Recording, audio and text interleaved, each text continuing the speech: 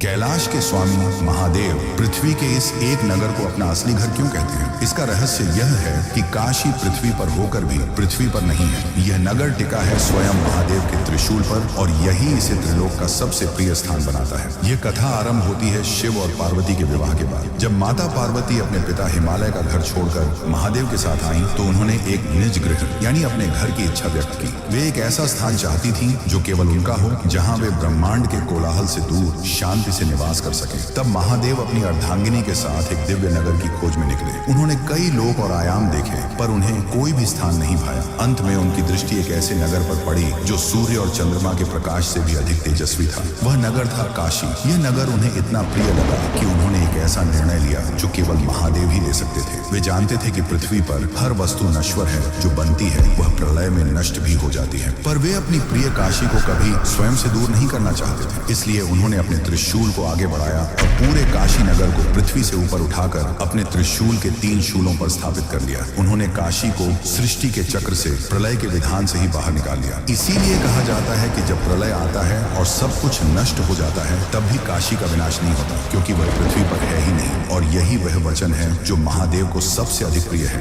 क्योंकि यह नगर उनके त्रिशूल पर है। यह उनके सीधे संरक्षण में है। यहाँ कर्म का विधान भी महादेव की इच्छा के अधीन है। इसीलिए काशी में देह त्यागने वाले प्राणी को मोक्ष निश्चित है। स्वयं महादेव उसके कानों में तारक मंत्र फूंकते हैं और उसे जन्म मरण के चक्र से मुक्त कर देते हैं। काशी महादेव को इसलिए प्रिय नहीं कि यह सुंदर है, यह इसलिए प्रिय है क्योंकि यह उनका अपना वचन है। यह उनका आश्वासन है कि जो कोई भी उनके घर आएगा वह फिर कभी भटकेगा नहीं। उस अविनाशी काशी के स्वामी के सम्मान में जो अपने भक्तों को मोक्ष देने के लिए स्वयं प्रतीक्षा करते हैं, कमेंट्स में जय श्री काशी विश्वनाथ अवश्य लिखें।